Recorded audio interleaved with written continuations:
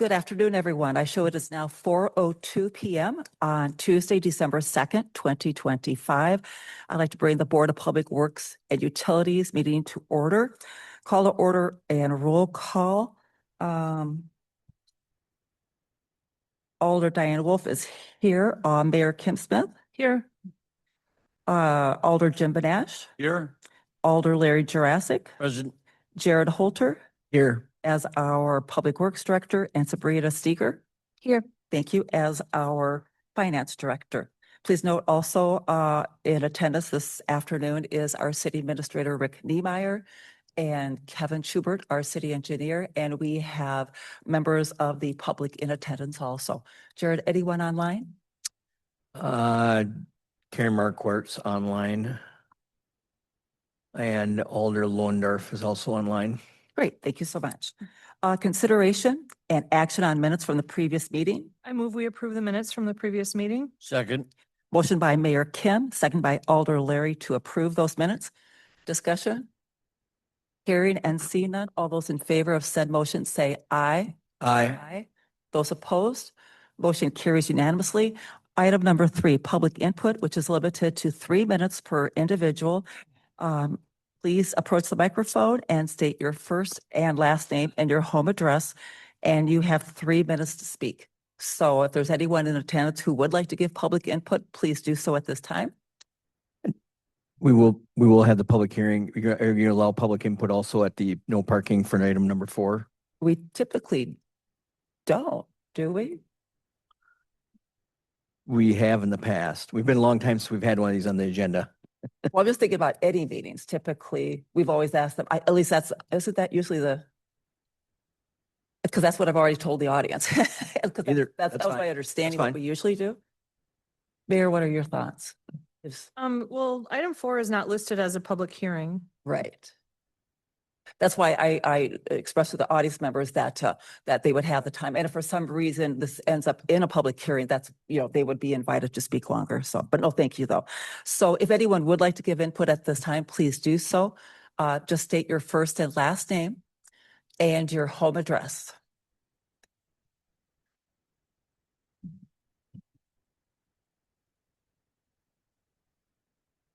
Welcome this evening. I'm Harriet Schupel, and I live at 515 3rd Avenue North.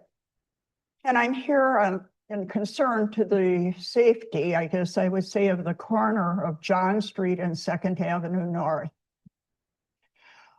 John Street is only 34 feet, I believe, wide. It's not a full width street. And on that street, there are 4 driveways that come out. And you go down John Street and you come into 3rd Avenue North. You take a right to go down to 3rd Avenue North, and you have houses, you have apartments, you have side-by-sides. And at the end of that block, what do you have but a dead end? And it's a cul-de-sac. So the people that are down there are going to be coming north, and they're going to be using probably John Street. Maybe they'll go north, and the John Street, of course, goes out to the highway. And if they go north, why, they can go east and go out to 4th Street or to the highway. My concern with parking so close to that highway, to 2nd Avenue North, is that when you come around that corner, and if there's a car parked close to that area, I can't exactly say how many feet from the highway, and there's a car coming up and a car is parked on the other side, you have a pretty hard time getting around that corner. And I guess you should try to look to see if a car is coming north so that you can just not even start to go around that corner. But if you do, you get your front end around the corner and your back end is sitting there on the highway. And you're having to wait till that car that comes up, because they can't even go, if there's a car parked on the north side, they can't go over into that area. And so there you sit. And hopefully when they's up onto the highway and gone out, that you can take and continue down the street. But if you meet another car starting to come up, and if there's cars parked on that right side, the south side, then you're going to have to wait until, they're going to have to wait till you get down. I guess I'm also looking at it for safety first for emergency vehicles. They have to come up, say that an ambulance was down on the Third Avenue there and was coming around the bend from the south, and you were starting to proceed down. And if there's cars parked on both sides, what do? The emergency vehicle is supposed to have the right of way. And you have no way to go. You can't back up to that highway because if you back up to there, you could get rear-ended. So I think it's a real concern. Also, we now have snow. And of course, the plows have to go around these cars. So the snow sits there you're in the middle of the road. And then it eventually has to be cleaned. And of course, we soon will be having alternate parking. Also, we have to stop and think about people that live on Second Avenue North, especially on the west side. There's a business over there. And if his business parking lot is filled, then they come around that corner and park on John Street. This summer, we had somebody do some construction there on the highway. And then we had a couple of trucks there with trailers on the back. And so it is not only the people that live right there, it's the people from Second Avenue too that will do parking over there. And I really think we need to look at that and not let parking go as close to the highway as it has. Right now with that sign there, I think that has helped some on the north side for getting around. And I guess it's just a real concern. I don't think that we need to have a bad accident happen on that corner. I have to stop you. You're at your 3 minutes. Okay. Okay, Thank you very much. I guess that's my thought on it. Perfect. Thank you for your input. We do appreciate it. I'm a little bit embarrassed. My only pen ran out of ink. Can I borrow one? There's a spare right here. Thank you so much. I will come better prepared next. That's why there's the spare one. It just ran out. Anyone else who would like to give public input at this time, please do so. Does that one work? Did you test it? Yes, thank you. And there's lots of ink. Third and final call for anyone who would like to give public input at this time. But you need to have to approach the come up- microphone. Or we can bring you the microphone Yes. Yeah. if you have mobility. Thank you, Kevin. Miles Jacobson. John Street has no addresses on it. So when they have alternate parking, how do they do that on John Street? What is your address, sir? Well, my address is 507 Third Avenue North on Alaska, but John Street's short, has no addresses. The addresses are Second and Third Street. Is there any rules on John Street for these people to park on either side of the road?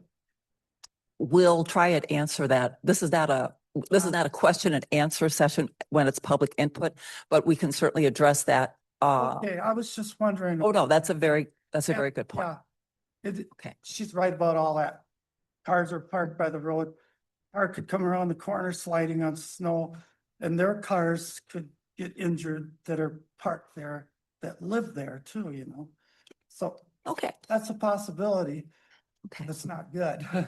Thank you for your input. Any other public input at this time? I'll close that portion of the meeting and move on to the printed agenda. Consideration and possible action on the following items. Number 4, request for no parking signs on the north side of John Street, 50 feet east of State Trunk Highway 35 and 2nd Avenue North on Alaska. Jared. Thank you. It is, in your packet tonight, there's a map on page 3 showing where the no parking was installed on John Street.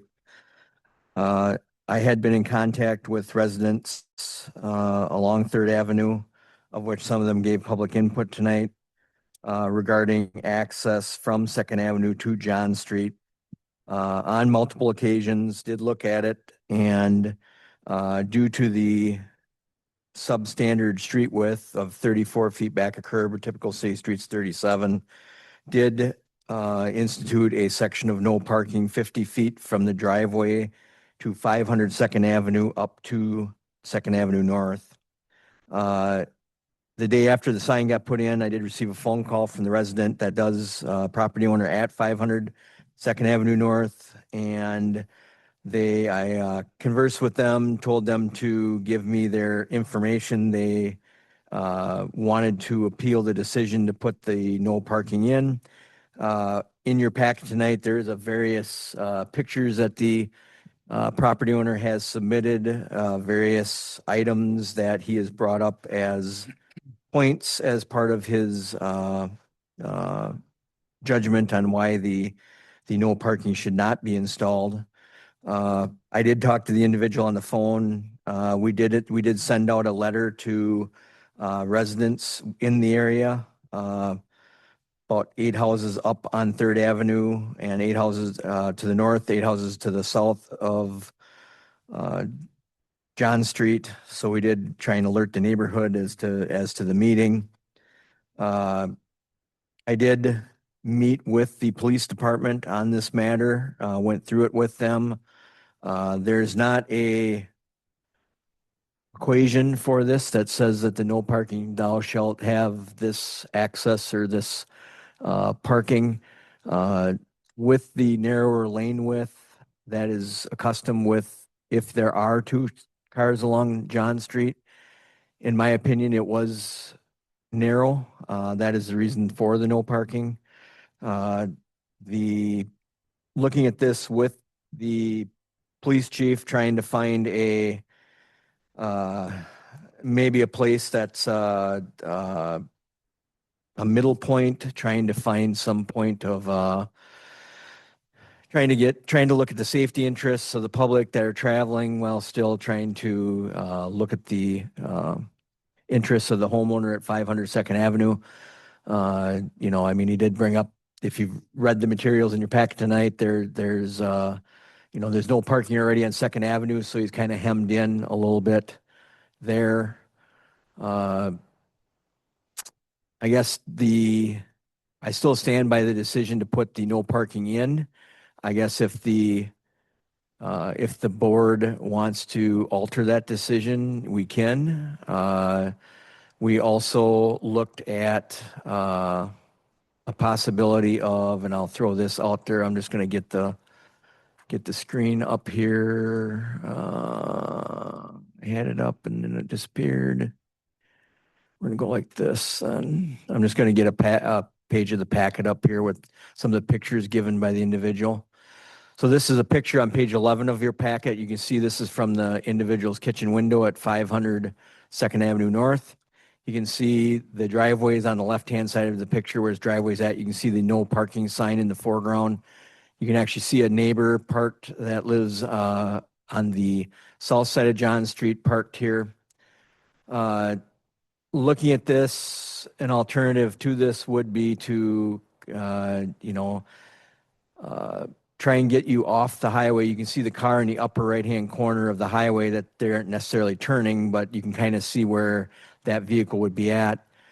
One of the ideas we did look at that we threw around was putting no parking in, and you can see where this joint here is from when we did the highway project where the pavement changes. Moving the no parking sign up 1 stall, so this individual would still have 1 stall. We would take out the 25 feet of parking, which would be 1 stall here. Also put no parking on this side for 1 stall. Typically, I would assume this resident property owner would not park in front of their access point here anyway. And then we could actually go in here when we paint center lines on city streets this spring, we could actually paint a center line back 50 feet. So that way we can make sure that people don't encroach over the center line. Because I think that's one of the problems too, is it's not a lot of traffic at any one point. So I think part of when we've been studying this, looking at it internally over the last month here, people just pull up and they want to center themselves in the street. So even with the no parking, that the people come up, you just want to center yourself in the street. You're not staying to the right. So as some of the residents have pointed out when we're making a right-hand turn in, if you have a vehicle centered in the street, makes it feel awful tight, especially if there's parking on the corner. So that is a possibility. We try and limit no parking as much as we can. We really, really don't want to try to put signage all over the city for just anything. But I did feel, due to the narrowness of the street, not a lot narrower than a typical street, but due to the narrowness and the concerns that were raised, that was the reason for the no parking being installed. So I guess I'd throw that out as some options. Just looking for some direction from the board on how we want to proceed.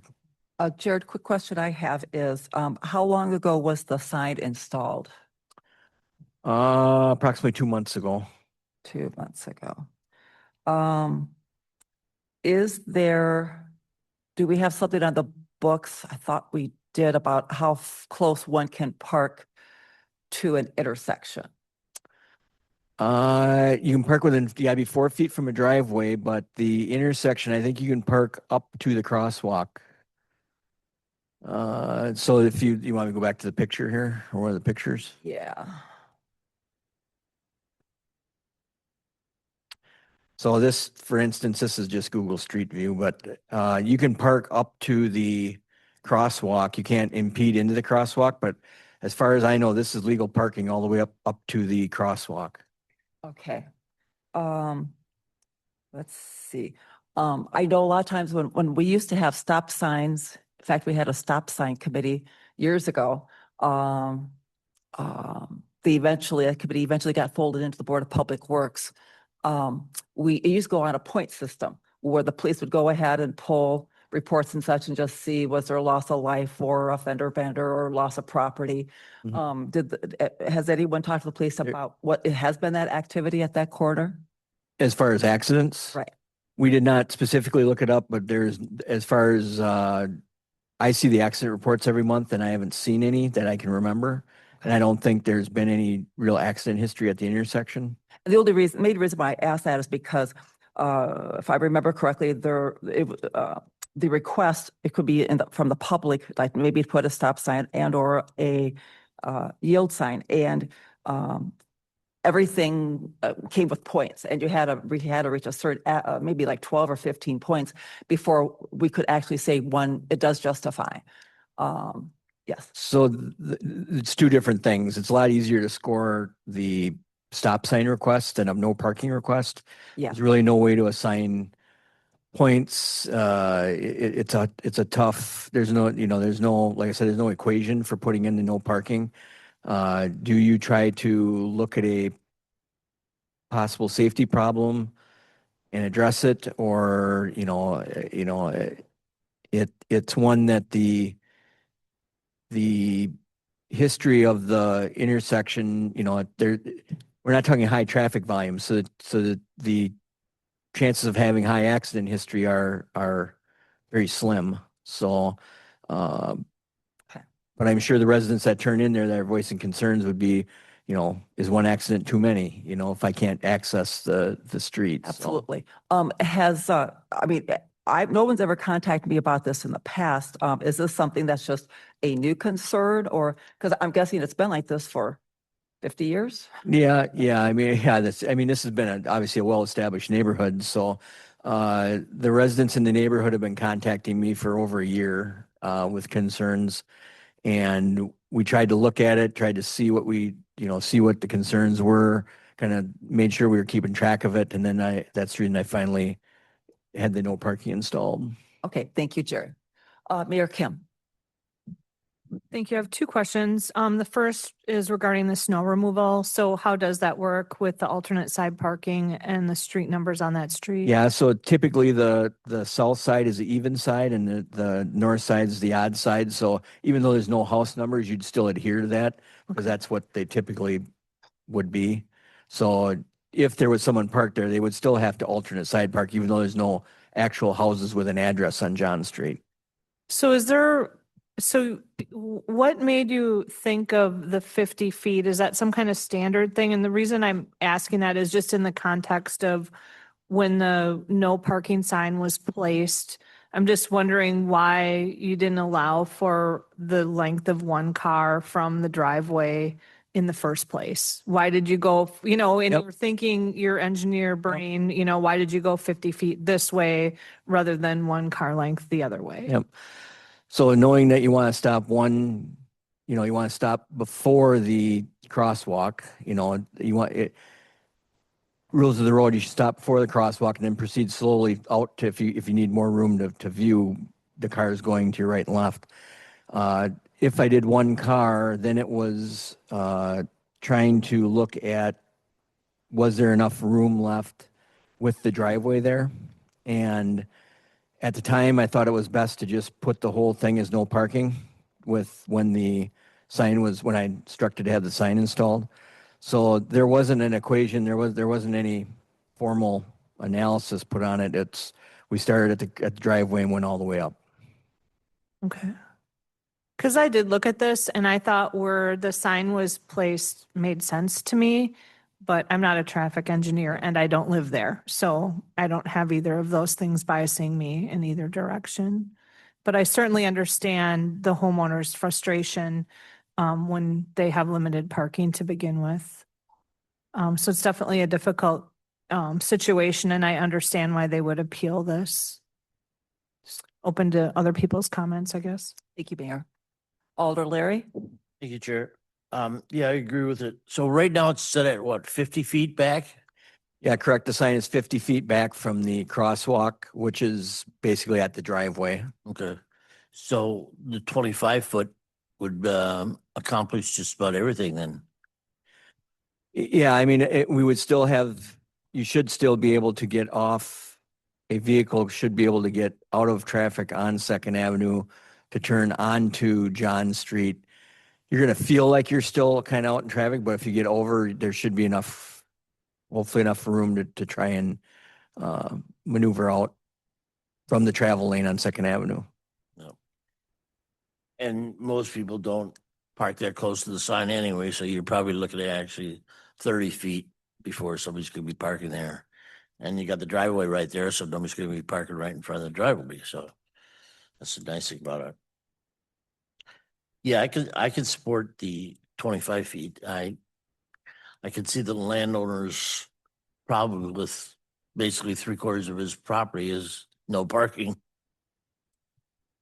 That's all I have, Chair. Larry. Well, and I think too that, I mean, I think what's the old saying that, you're doing it right if not everyone's happy, or, if everyone's not happy or whatever. I mean, I think you still get the one, but I think it would be a good alternative to go ahead and maybe just do the 25 feet and the homeowner would get the one, 25 feet back for one spot.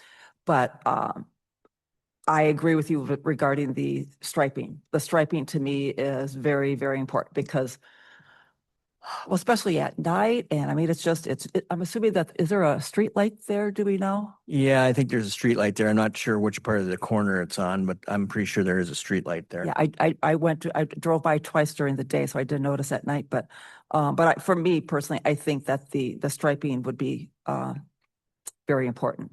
Yes, Now- right by the stop sign. And if Page 10.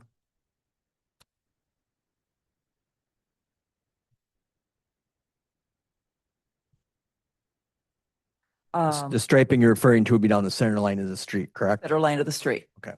Center line of the street. I think that's one of the many things that I've always appreciated living here for over 3 decades is that I've always firmly believed that the City of Onalaska does a really nice job with the painting and striping and how we keep it up. And a lot of times, I go out of town on a rare occasion and the towns I come across and I can't figure out where the center line is, it's Main Street. And I think it's just really important. And just keeps everyone safer. Alder Jim. Similar to what we have on Main Street, is it not? If you go to Main Street to Second Street, you can't park there on the corner. Yeah, Oh, it's similar to what we have there over here on John Street. I understand that there may be some safety concerns here, but if we really don't have a history of accidents at this particular corner, taking away parking spaces might be a problem. But I also see the safety of somebody trying to back out of a driveway with a car parked right in front of them. And in the snow conditions, somebody's making a right turn or a left turn and you don't see them. To me, I understand the reason for your sign. It makes sense. At least have that particular part of the intersection clear from anybody that's making a turn. And it does restrict the parking, but it's one space. So to me, I think you did the right thing by having a sign there. Because if you're making a turn on a 34-foot wide street, it's just for a safety reason. I mean, it's been fine all these years. We don't have a history of car accidents. So right now, what's the issue? The issue appears to be safety. And if we're only losing one parking space to keep that intersection safe, that seems reasonable. Just to clarify, we're losing two, that if we leave it the sign where it's at, where it is at 50 feet, he loses, there's two parking spaces taken out. Okay. So we would have to, if this board were to make that motion and support it, you would have, if it was the most westernmost spot, then the sign would have to be moved. Correct. Okay. And is that still possible this year? Yeah, we can get a sign moved, Mayor Kim? I have another question. To my thinking, if we were going to go down that, two questions. On Main Street, we have, is it 25 foot there on Main Street? Yeah, it's back about one stall. Yeah. So We it's took off the last parking stall, which is probably a 22-foot stall. So we could consider that a precedence in a way. Okay, yeah. It's a different situation because there's more lanes of traffic Yeah. and the visibility isn't really a Yeah, it's situation there. Much wider there, but it is a visibility thing, part of the reason we did it, yeah. But I'm wondering for I don't know what it is at the south side of the street then, for the neighbors, so you're saying if we did it on both sides of the street, 25 foot would put it to their sidewalk? Yeah, let's just get a visual up here so we can. Well, we are talking about both sides. Well, I'm feeling if it goes to one stall, So- you would have to do it on both sides. If the question is visibility, and I'm feeling then we would go to two sides and the striping, although the striping wouldn't be able to take place until next year. Actually, this is probably the picture submitted on page 11 from the resident at 500 Second Avenue North. You see where the sign currently is Yep. in the foreground. That is 50 feet back. That his driveway is right at just like a few feet beyond the sign. That car that's parked, this black car that's parked Yep. on John Street, 25 feet would get you about to the seam that you see. So it would be just past their access point that you see on the south side of John Street. So I guess you look at options are we leave the parking, no parking where it's at. We remove the no parking entirely. That's an option. The other option that we have proposed that we could look at is a no parking on each side at 25 feet, which would be approximately where the seam is here, 25 feet back from the crosswalk. And then we could also put 50 foot of pavement markings down the center. So we delineate the center line. And Jared, would you also then yellow the curb then? We could. I mean, we don't put yellow everywhere we have a sign, but we could, depending on, we don't typically only paint yellow once a year. So that probably wouldn't happen till next fall. Well, is there even a curb there? I think there's a curb there. Yeah. Okay. Yeah. What was the question? It wasn't clear in the photo if there was a curb. Oh, yes, there is curb and gutter on both sides. Yep, there is. That's one of the streets that's in the capital improvements to get work done. So this street is actually, you can see the pavement is Yeah. pretty poor. Is that the 2027 one? Yeah, it's in The 2027. special, yeah, fund, yeah. Uh, So I guess I'm looking for direction with differing neighborhood opinions. I'd request that the board give some direction to the Public Works Department regarding the no parking. Quick question I have. So John is 34. Are the ensuing, like to the north, are they wider or are they pretty much the same? Poplar Street's probably the same exact thing. Poplar Street, I think, is 34 also. I just did. Most of the other, when you go back, No effect. when you head south back into the main part of the city, they're pretty much all 37s. What is the pleasure of the board? Alder Larry? I'll make a motion that we go with option 3. Put signs on both sides at 25-foot mark. And will that include the center striping? Correct. Okay. Jared, was there any other part of your number 3? I just want to make sure that we can include everything that we need to. No, that's the direction I would need. Okay. I will second that motion. So the motion on the floor is to, obviously the sign would have to be moved and looking instead of the 50 feet, no parking on the north side, it'll be reduced to 25 feet. And it will occur on both the south and north side of John Street That is correct. that are marking. That's my understanding. Okay. Discussion. I guess for me, I think it's a good way to go, mainly because I believe it is addressing the concerns of the community, but it also for that one homeowner that would be most harmed. I think for him to get one spot back, I'd like to believe that that would make him less unhappy. So, any other discussion? Alder Jim. So if I understand this, the 50-foot sign that you have on the north side will be reduced to 25 feet. So the person that lives there on the corner would have one space in front of their house. That is correct. And the other side, where there's a sidewalk, you would not be able to park anywhere near that, about where the car is parked right now. They could still park where the car is. not- Right. And I have to, I've driven there a lot. It seems like that car This is usually what you parks. Finished. Oh, I'm sorry. And it's about 25 feet from the crosswalk to where we would allow parking. Correct. The 25 feet would be in the vicinity of this access point for the front of that house, the blue house. Is it possible to restrict the parking to passenger cars and not trucks, or is that getting a little too specific? I don't think vehicle wise, I guess I haven't seen a large truck parking, and a pickup truck versus a compact car or something really you're almost splitting hairs. I know, I'm just thinking of the average length of an automobile versus a truck.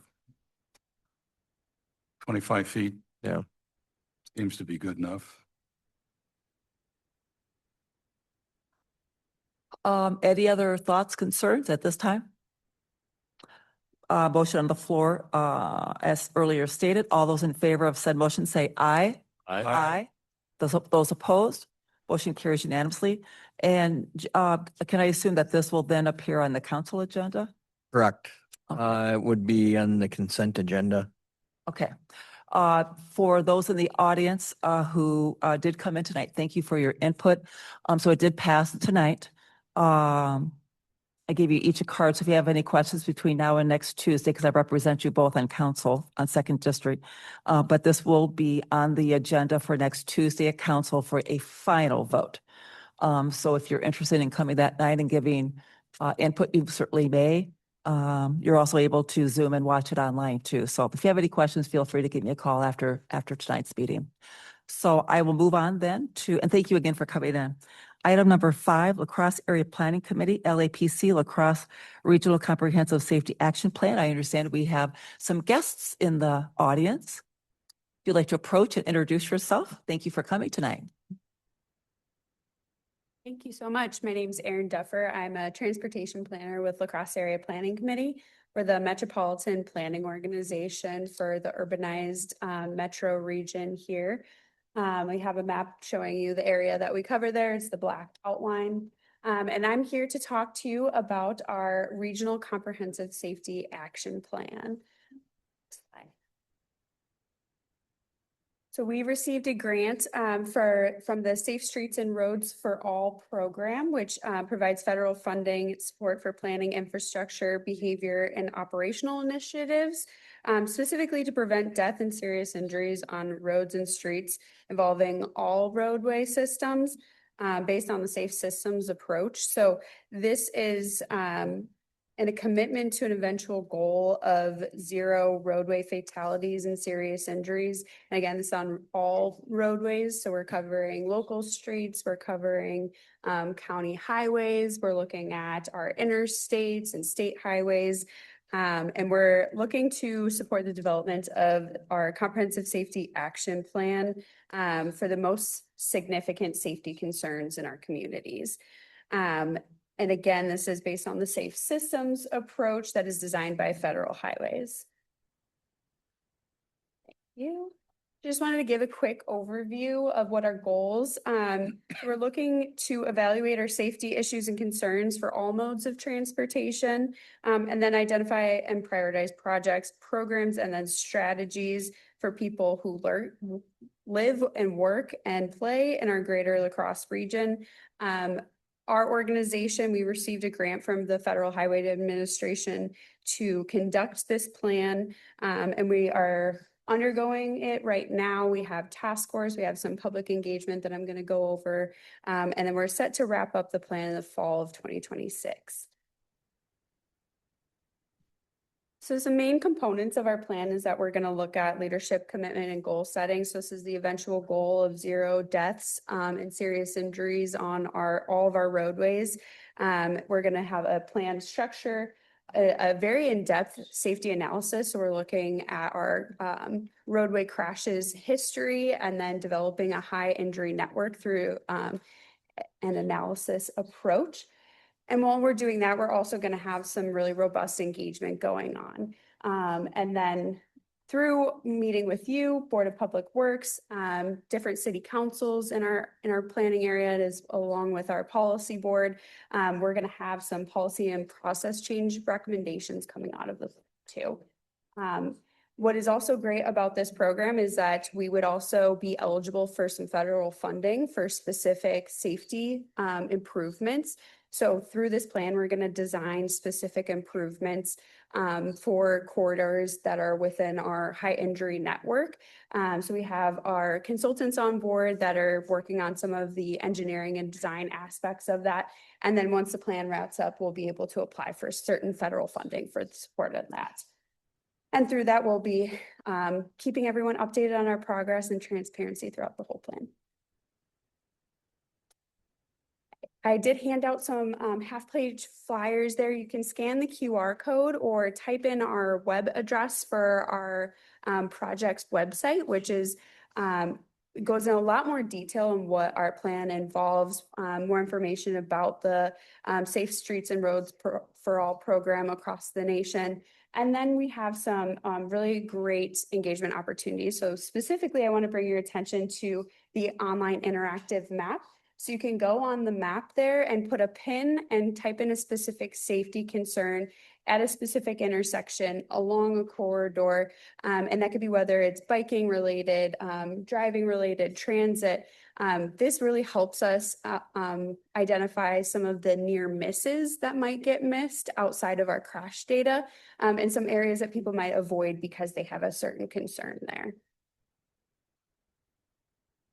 And I know you have a very long agenda tonight, so I didn't want to take up too much of your time. Just wanted to bring this to all of your attention. So thank you so much for having me come here. If you have any questions, please do not hesitate to reach out. But I can take any questions now if anyone is interested. Any questions? Alder Larry. You're just an advisory committee, correct? I mean, you don't have any Yes. authority to do anything other than present information to the committees. Okay. Yep, that is correct. We are basically a recommending body. We work with our different municipalities within our region, but we're also facilitating some of these funds and programs and policies with our state partners, so state DOTs, Federal Highway Administration, and then Federal Transit Authority as well. Now, do you have a listing of what projects that a city like ours could obtain federal funds from your organization? Yeah, so Maybe he doesn't understand that you're part of the LAPC. right. Maybe just do a brief overview. Yeah. The MPO. Yep, so the Metropolitan Planning Organization, we are federally designated for every urban area that's over 50,000 in population. So it's designated by the US Census, and then we are granted authority by the state DOTs. So we are a recommending body, and we help facilitate certain plans and programs that municipalities could then implement. So we help work with the municipalities to facilitate some of and identify some of these priority projects that could then apply for federal funding. So I know. Thank you. Great. Thank you, Larry. Thanks, Aaron. Any other questions for Ms. Duffy today? Duffer, excuse me. Duffer. I just wanted to add, this is a pretty monumental task. There's gonna be a lot of work from the MPO put into this. There's a lot of, there's a competitive grant to try and get this. We have started work, so our city staff is working with the MPO on looking at areas of concern within our road network, different modes of travel, different things like that. And I'm hopeful that the plan will highlight some areas, I'm hopeful that the city of Onalaska is great and we have all great things, but I obviously there's places for improvement.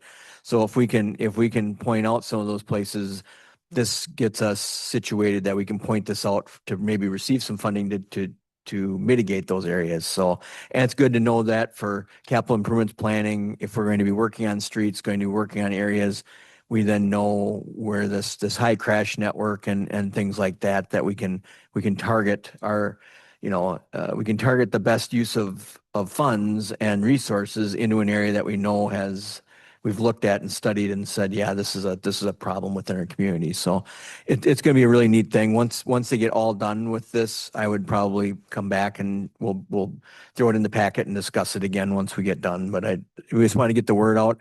I think the biggest thing to take away right now is that as much public input as we can get about problem areas and public input about different modes of transportation, what people are seeing out there, because obviously I don't drive every street every day.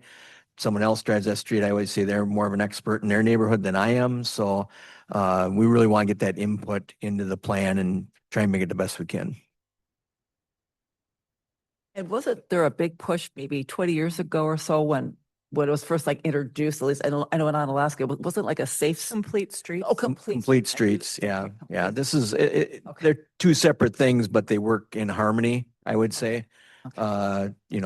I remember the little signs throughout town and yeah. Yeah. So once this plan gets going, we'll be bringing other things forward too. How do we implement, so not all of this is actual,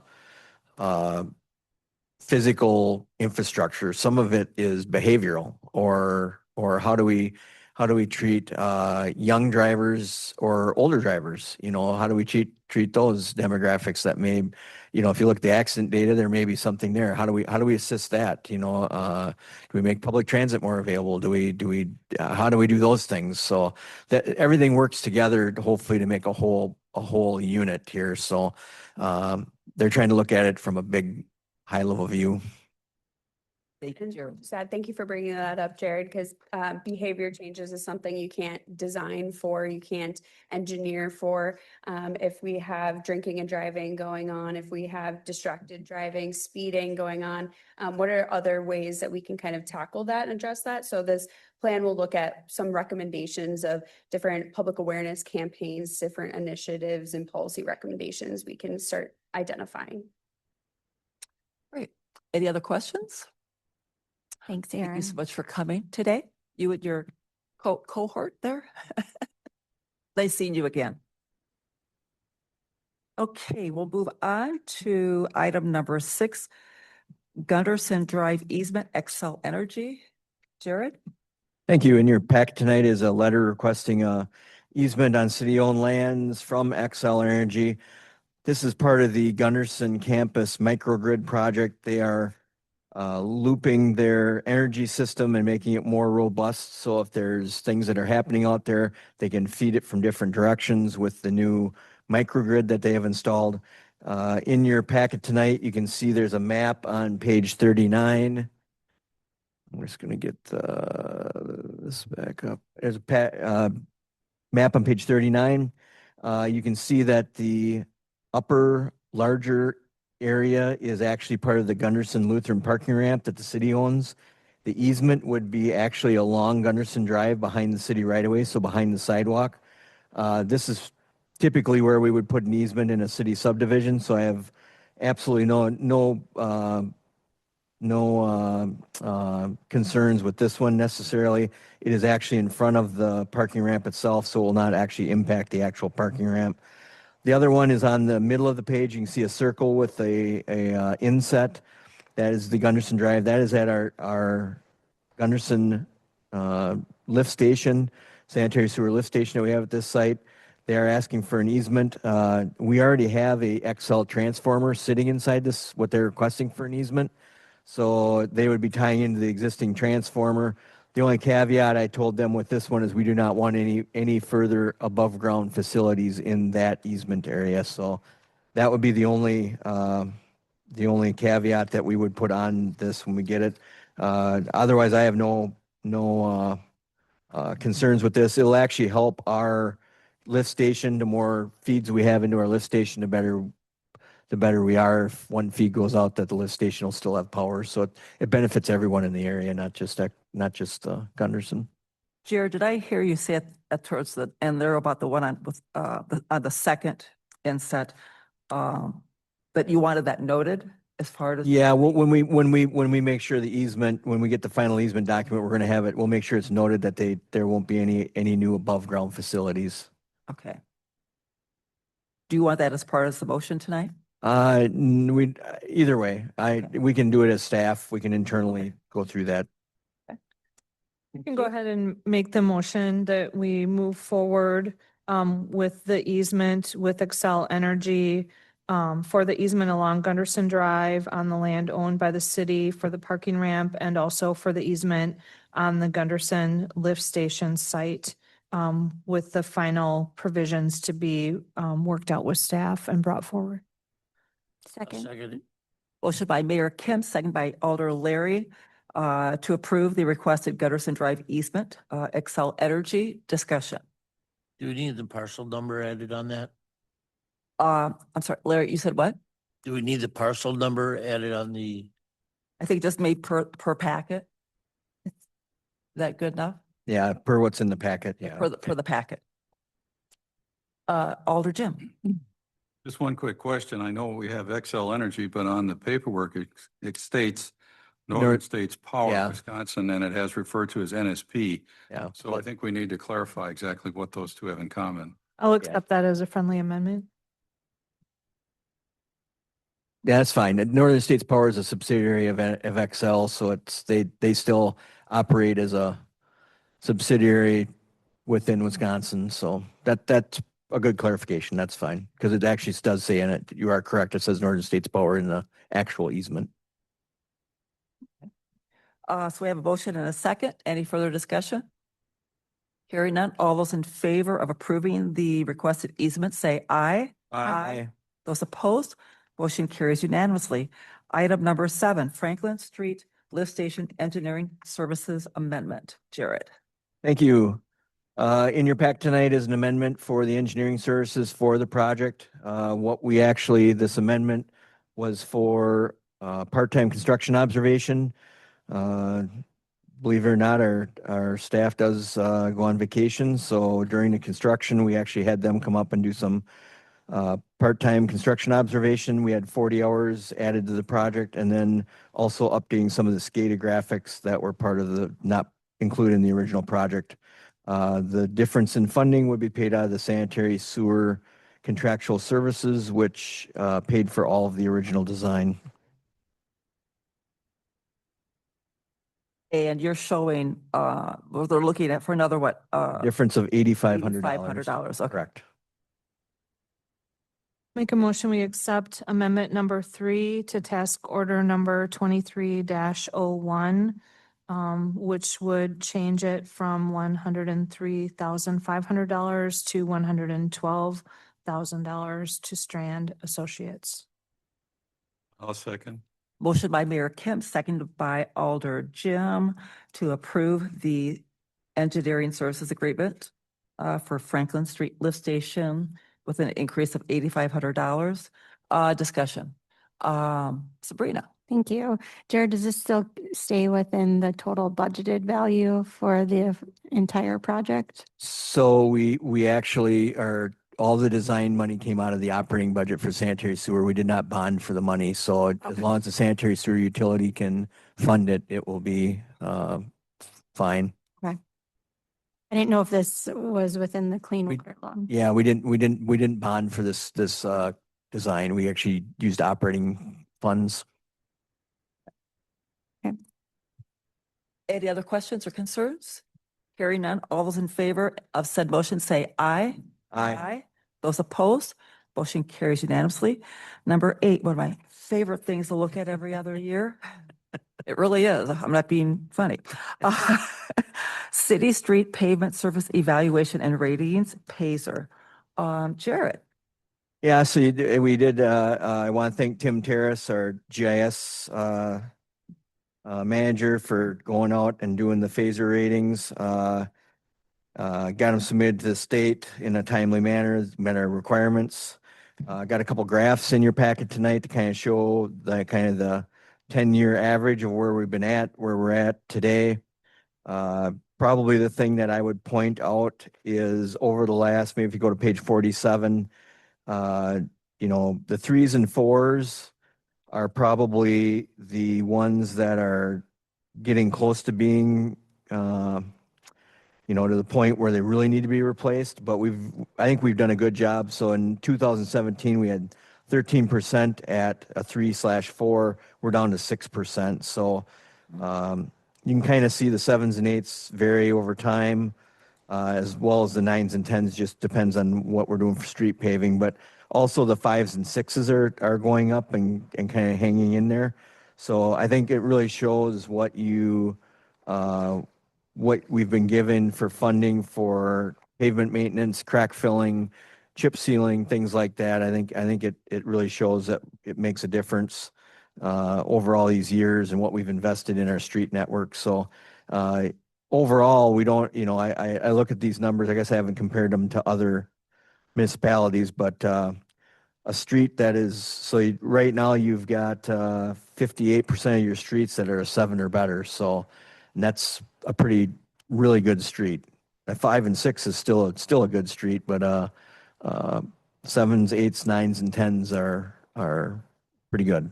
So I certainly like the 1s and 2s and 3s and 4s. That I like the downward graphs. That's always a good sign. No, I think this has been one of my things that I've been concerned about most, as many others have here at the city, with the cost of material going up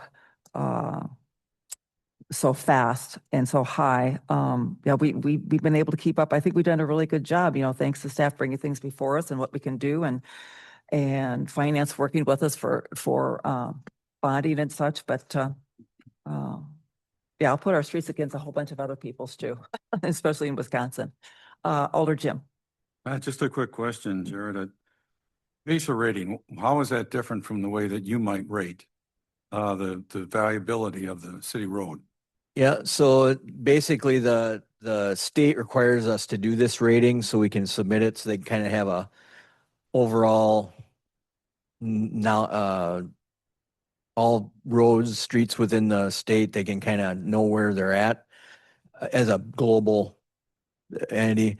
There's a set criteria. It's more of a picture related set of criteria. Plus there's a bullet points on what you're looking for. Like, is there alligator cracking, the amount of cracking, the unevenness, is there rutting where the pavement is moving because it's too heavy a load, not enough base under it or something. So there's a set criteria for each one. Obviously 10 is brand new. One is to the point that it's in very poor condition. So, you know, once again, there's no equation. It's a little bit of art to it. There's not something, I can go out and look at something and make it a 4 and you might say it's a 5. So it kind of depends on what we're looking at. We've had to, usually our GIS person has been the caretaker of doing these ratings, but over the years between myself and Kevin, we've typically went out with them and like either kind of given some instruction or like, well, what did you rate that street as? And they'd say, well, I think it's a 4. Okay, I agree with that. Or I think it's a 6. That's probably a 5. Or they think it's a 6, and I'd be like, well, that's a 7. You know. So one thing is though, once we chip seal streets, they usually will automatically go back to an 8. So if we have a street that's a 5 and we chip seal it, we send it back to an 8. But then it degrades. Then the next, you only do this every 2 years, so it's not every year that we do this. Every other year.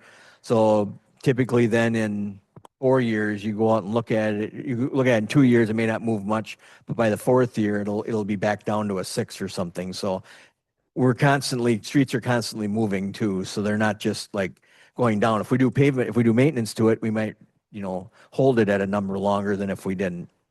That kind of an overview. Thank you. Mayor Kemp. What is the Pazer rating of John Street? John Street, I don't have it in front of me, but I would guess John Street is probably a 2, and the section of 3rd Avenue that's even worse is a 1 or a 2.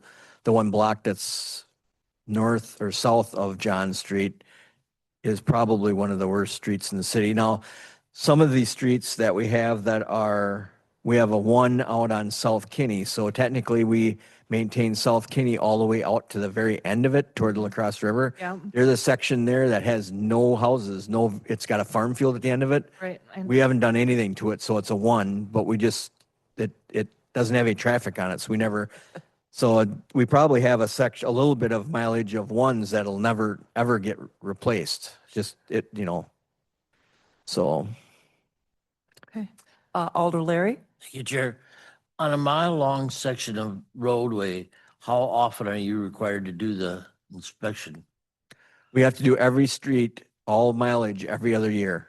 So all 100 miles were inspected this summer. Okay. They didn't drive all 100 miles. They didn't drive the stuff that was just paved because we know it's a 10. And then everything else got driven and then rated. And wasn't this system, wasn't it developed by UW? Yeah, the Yeah. UW extension, actually, the transportation center actually did it for the state DOT. Because like I said, they wanted something to know, you know, okay, the municipalities are voicing concerns that we're not getting enough funding for streets and roads and things. Well, how bad are they? You know, that the people that are making those decisions on the funding were like, we want to have a system where then we can know where they're at. So that's the reason that's part of the reason that they required it. Plus, I think they're a really good tool that could be used in many different areas. Make a motion that we accept the Pazer city street pavement surface evaluation and ratings, the Pazer ratings, and place them on file. A second? Motion by Mayor Kim, second by Alder Larry to accept and place on file the Pazer ratings for 2025. Discussion. Hearing and seeing none, all those in favor of said motion say aye. Aye. Those opposed, motion carries unanimously. Item number 9, change order number 2 for the Franklin Street Lift Station Rehabilitation Project. Jared. In your packet on page 49 is a change order for the Franklin Street Lifts project. We did add a valve, extra valve in the valve vault for some, to segregate the different flows during different conditions. If we have to bypass or use our emergency bypass, we did not have it included in the original bid when it was bid. So we are adding that valve and having it as a change order. This actual valve will be paid out of the operating budget of the sanitary sewer utility. It will not be part of the loan for the project. We actually received a clean drinking water loan for the project. This will be paid actually by the city as a standalone item. So requesting approval. I move that we approve change order number 2 for the 2025 miscellaneous, for the Franklin Street Lift Station Rehabilitation Project. The cost was $8,540 to be paid out of the Sanitary sewer operating. operating fund, and that was to TJ's Trucking and Excavating. I'll second. Was that Sabrina? Hmm. Okay, thank you. Motion by Mayor Kim, second by Sabrina, to approve the change order in the amount of $8,540. Discussion. Seeing none, all those in favor of said motion say aye. Aye. Those opposed, motion carries unanimously. Item number 10, change order number 2 for the 2025 miscellaneous concrete project. Jared. I'll let Kevin take this one. Good. Kevin, welcome. Thank you. Thank you. So in the packet tonight is for some additional work as part of a new open air shelter that was installed at the Aquatic Center. When we got in there, there was some additional pavement removal for the deck. And actually, once we got the concrete pool deck off in the area, we ran into, there was a underground storm drainage pipe and actually an old buried foundation that we had to get out of there before we proceeded with pouring the new columns for the new open air shelter. So this work was completed earlier this summer, and it's just coming forward as sort of the end of the miscellaneous concrete project. There is budget within the existing project to carry this change order costs. Thank you, Kevin. I move that we approve this change order number 2 on this miscellaneous concrete project. The amount is $3,913.87, and it will be paid for within the cost of the project. Second. Motion by Mayor Kim, second by Alder Larry, to approve the change order number 2 for the miscellaneous concrete project in the amount of $3,913.87. Discussion. And Larry? Lauer and Hammer to it. Where it's going. Yes, two Fowler and Hammer Inc. Discussion. Hearing none, all those in favor of said motion say aye. Aye. Those opposed, motion carries unanimously. And item 11, pay estimates, Strand Associates, Inc., Short Elliott Hendrickson, Inc., State of Wisconsin Department of Transportation, TJ's Trucking, Fowler and Hammer, Inc., Matthew Construction Company, and any other contractor/developer. I see in our packet, page 55, is our Public Works monthly estimates, total of 8, dated December 2nd, 2025. I move to approve the pay estimates as described. I'll second. Motion by Mayor Kim, second by Sabrina, to approve those pay estimates. Discussion. Hearing none, all those in favor of said motion say aye. Aye. Those opposed, motion carries unanimously. Moving on to utilities, discussion on simplified rate case with Public Service Commission. I'll let Sabrina take yeah. that one. I'm going to take that one. Thank you, Chair. So I brought forward a request, I think back in September, October, to apply for the simplified rate case for the water utility through the Public Service Commission, or the PSC, which we use, that's how the short name for it. So we did submit that in October. I did get word last week that we will have to reissue that simplified rate case after our current application is completed. So currently we submitted a rate case for adding the fire protection charge. We submitted that prior to submitting the simplified rate case. So they want us to finalize the public fire protection charge and get that through the PSC and the governing boards through the Public Service Commission. And then we will have to reapply for the simplified rate case. They said likely our current application will get finalized in January. So then we could apply after that. So from the board, there's actually not a requirement for a simplified rate case that it come forward to the council or the committee, that can be something that I can apply for without approval. We've just always brought it forward. Since there was the intention to do that, is the committee okay with me reapplying for the simplified rate case in January once we get approval? Or would you like me to bring that forward again? A quick question. I think I know the answer, but I just want to confirm. So the simplified rate case that you applied for with the PSC, what does that affect? I just want to get that in the record. Yeah, absolutely. That affects the rates for the water utility. We did get approved for a 3% increase, and that would stay the same if we were to apply again. I guess my only concern would be that if we're looking because we're looking for rates to be increased, I would think that this council or that council would want to be made aware of it. Correct. And you already were, and you Right. approved that Right. piece. It would just be, if you do want this to come back, it could delay when we would be able to put the rate case into effect. So it may not go into effect until the second quarter of 2026. If we were to wait, and I would bring it forward again. For me personally, since it's already been something that we've discussed and you're just because of the extenuating circumstances, I would be perfectly fine if maybe you just let us know that you reapplied. It's kind of like where we approve a truck in the budget and then we have to approve it again. It's like, why do we keep approving? Correct. Yeah. And we would have to still give public notice. So I could definitely email that out to the committee and actually the full council Sure. when we are able to do that again. At least that's my feeling.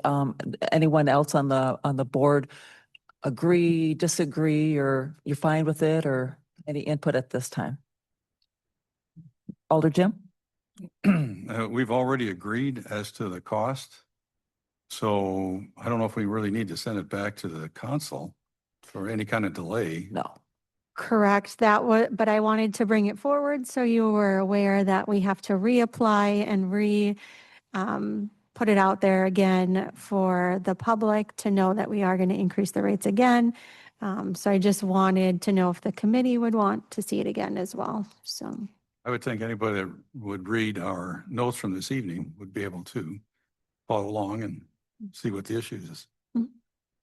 Right. Thank you, Jim. Mayor Kim? Yeah, I think it's good information, like for information only. It's been approved. The council hasn't changed. No. So I don't know that it would need to be approved again. Yeah. I don't know, quite frankly, I don't know if it would even matter if there's if it was in February, we approved it, then you get a new council come April, I don't know. That's for the next time. I don't know. But main thing is I think just as long as we know that you resubmitted or whatever, for me, I'm always looking at what's the outcome. So, Yeah. okay.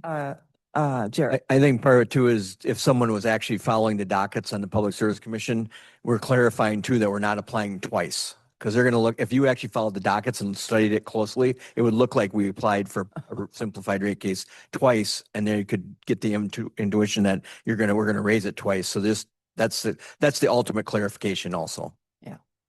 Thank you for that. Mayor Kim. And I think also we had anticipated the 3% rate increase on one quarter, and we may actually see it in a quarter later. Yeah. Which would be another thing we would have. Okay. Thank you, Sabrina. Yep. Any other questions, concerns about item 12 that we just discussed? If not, I'll move on to number 13, adjournment. Make a motion to adjourn at 5:11 PM. Second. Motion by Alder Jim, second by Alder Larry to adjourn at 5:11 PM. All those in favor say aye. Those opposed, motion carries unanimously. Thank you, everyone, for coming in tonight.